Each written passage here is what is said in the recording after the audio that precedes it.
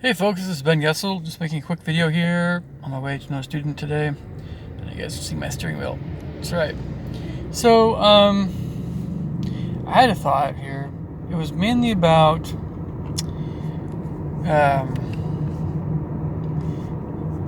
what is different.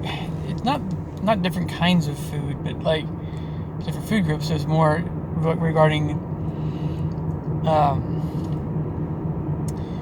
the difference between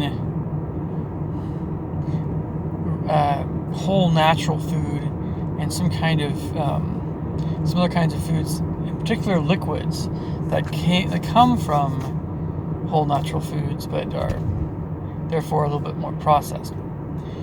And this is, this is kind of a little different kind of topic, I suppose. But let's just jump right into this stuff here. Let's just start out with fruit juices. And we can talk about vegetable juices too, all this stuff. So juice that comes from a plant, but particularly like fruit or vegetable.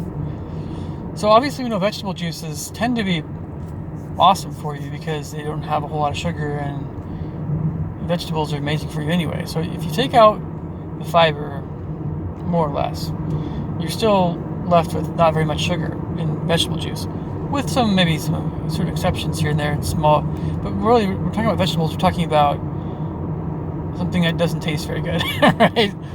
It's vegetable juice, so it's really not an issue. But obviously, vegetables are healthier than vegetable juice, but you're just getting more concentrated form of vegetables when you drink vegetable juice. Anyway, yeah, so lots of minerals and vitamins. So with regard to fruit juice, obviously we know that you can get a lot more sugar in fruit juice, but it also depends on the fruit. So I'm going to mention some different kinds of produce, vegetables, and fruits. I want you guys to notice how I'm kind of describing them, laying them out. Okay, starting out with something like kale or spinach or something. We're going to progress to broccoli and cauliflower. Then maybe carrots and tomatoes, onion, and then we get to, but maybe even before then, we're talking about, even before that level, we're talking about like elderberries, currants, and then raspberries and blueberries and blackberries. And then, after that point, and after vegetables, we're talking about, plum juice and stuff. And eventually, cherry and apple. Eventually, we get to orange, and then mango, pineapple stuff. So what do you guys notice? Right? I'm laying out these different juices according to how sugary they are. But they're all from whole natural foods. So in a way, they are healthier, but it also depends on your leanness and what your blood sugar like and everything like that. So obviously, if you're going to have something fruit juice oriented, you want to have something definitely in the berry range, if you ever have it. And I'd recommend just eating the fruit. I've had elderberry juice. It literally tastes like, elderberries are not sweet. Elderberries they're a berry, but they're practically a vegetable. It tastes like almost like it's not even as sweet as a tomato, but it has a tomatoey kind of taste to it a little bit. Elderberries need sugar to be able to be drinkable. I'll put it that way. That's how not sweet they are. So I think they belong to the botanical family Grossulariaceae or something like that. And currants are only slightly sweeter than. We're talking about currants and elderberries. They're astringent. They're not sweet. Cranberries, if you have fresh cranberries before, they're very potent and tart, but they're not really super sweet. So cranberries, great to eat. They're just really astringent. It's like, whoa, lemon lime stuff. So, that's why we tend to have cranberry juice with added sugar. But you need that added sugar so that it's drinkable. If you have straight up cranberry juice, great. It's just, whoa, it's very potent. Cranberries are always healthier, but that's why cranberry sauce is got added sugar. So you maybe don't have to do it with blueberries, but if you guys have ever had blueberry juice, it tastes good, but it's not quite the same thing as like orange juice, right? Even grape juice. Okay, so But we know that fruit juice, by and large, you're talking about the stuff that's outside of the darker berries, and most fruit juices are more like sodas. Sodas are worse, but they're still both really high in sugar. So now let's get to other stuff here. Milk and butter and stuff. So it's true that, it's important for calves, of course, that are, baby cows, to have their mother's milk. And I think dairy is not the worst thing in the world. I sometimes doubt how bad Dr. Hyman makes it out to be. And I've had dairy when I was younger, and talking about mainly, everyone had conventional cow's milk and conventional cow's cheese of some sort. Not the expensive European cheeses necessarily, but we're kind of going through that in the 80s, that whole butter, margarine confusion. So I had a little bit of both, probably, I'm guessing, a little bit of both, but eventually, butter won. But then I got into the grass-fed stuff, and dairy has always been a very secondary kind of food for me anyway. It's never been the basis of my diet. Milk probably made up a bit of my calories when I was growing up, but I certainly don't have it very much anymore. I have almond milk, and it has to make sure I don't have calcium carbonate and stuff. But if I ever have that stuff, it's, or a grass-fed butter, ghee or something, and the occasional ice cream. And I've heard that, they have like the grass-fed yogurt, it's no fruit added.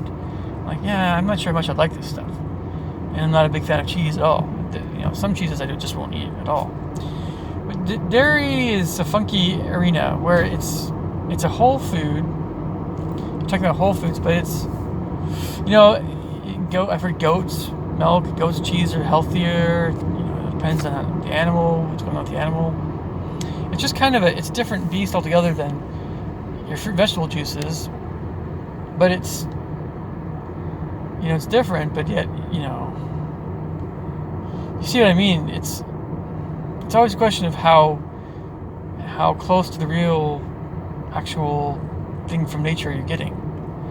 And animals are always more complex organisms than plants, so they're always going to have more negative side effects in large quantities, right? Always. So even the highest quality stuff is just not going to be the same thing as vegetables, right? For instance, other stuff, fruit. So, okay. Oil. Let's get to oil now. So everybody's been talking about oil versus butter versus lard for the longest time. Dr. Glidden, everybody talks about this stuff. Well, a lot of folks still do. Grass-fed butter really is something that you can add to stuff to cook with. It's great, but we're not. How much are we talking about here? We're talking about one little slice. That's it, and don't have it every day. But the French have it. They're pretty well off. It's often said, so butter and lard is much better for you than these oils. But what's actually happening with oil? So here, so Dr. Glidden says don't buy oil in a bottle. Like any of them. Not good. But then you hear, olive oil, avocado oil, olive oil, avocado oil, and coconut oil are the three big ones that are better to use. And it has to do with the nature of the oil itself and how processed it is. So extra virgin, cold pressed, all that stuff, olive oil is definitely better. Definitely better than all the other, like corn, cottonseed, canola, all the other stuff, right? Flaxseed oil, because it just has to do with how processed it is. It's not always what kind of plant it came from. It has to do with how processed it is. So it's like, what are you actually getting? So olive oil is, olive oil is the one I'm always going to. You want to be careful how high you heat that stuff, but nobody ever cooks it above 500 degrees, unless you're, I don't know. There's a lot of, you can use olive oil with apple cider vinegar for salad dressing. You combine the two, shake it up, that's all you need. Salad dressing companies don't want you to know this, but that's vinegar and oil. That's salad dressing. But, between the vinegar and oil, probably want a bit more vinegar than oil. But the oil kind of cuts down the intensity of vinegar a little bit. But we're talking about foods that are not something that you would base your whole diet on. And with oil, it is extremely concentrated as far as the calories. So we're talking about you should only use as a very small amount of oil at any one point in time. But yeah, I mean, anyway. But the thing to keep in mind with all of this stuff, and there's probably some other similar kinds of things I'm not thinking about right now, but the thing to keep in mind with all of this stuff is that it's closer somewhat depending on what you're doing, what you're actually drinking, because fruit smoothies are closer to the original fruit than fruit juice, but then there's different qualities of fruit juice even. But we're talking about a food that's generally it's not too far removed from its original state. But juices and oils, and dairy's a little different, but juices and oils are just more concentrated, much more concentrated forms of whatever the original plant food was that they came from. And so because they're more concentrated, you want to have what? You want to have smaller amounts of them because they don't have the fiber and the calories are more concentrated. But oils are more concentrated what? They're more concentrated fats. Not more concentrated carbs like in the case of fruit juice. More concentrated fats. They have a lot more calories. But they're in the form of fats. And as you guys know, fats don't make you fat. Carbs, if you don't exercise, and all that blood sugar spikes and everything, can make you chubby. Yeah. Some people more, just everybody's a little different, but yeah. That's the stuff. So oil is not as big of an issue as fruit juice, come to think of it. But fruit juice has nutrients. It's just a question of, how much of the fruit are actually getting. You're not getting the fiber, So it just puts everything in perspective. It's a question of how much we're consuming of anything and how often. It's always that case. So, for instance, I'll buy olive oil, extra virgin cold pressed olive oil. It'll probably last me, and only me, probably about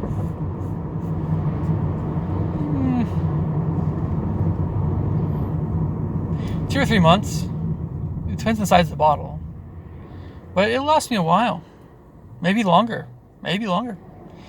And I tend to not use my other oils so much. I have other oils, I just don't use them very much. Olive oil is just, extra virgin olive oil. I just don't feel like it's really always that vital to be getting lard and butter for cooking. Dr. Glidden may have a point, but I think it's easy to go overboard in that regard. There's other things that he mentions I think that have more legitimacy. But Dr. Glidden is not, again, he's a fine person. I love Dr. Glidden. But it's interesting, it's always a question of how important are these different things that we learn? What's the priority? What's the pecking order? And it can kind of change a little bit depending on what's happening with our individual health. But yeah, so how seriously should we take what we're hearing? That's always the question. And so what I'm trying to say is when it comes to this stuff, oils, dairy basically, and vegetable fruit juices, it comes down to how much you're consuming of it, what you're actually consuming, how close is it to the original food, how processed is it, how concentrated is it, what did it actually go through to get to the point it is, that you have it. Anyway, you guys leave me thoughts and comments below. Catch you guys later. Take care.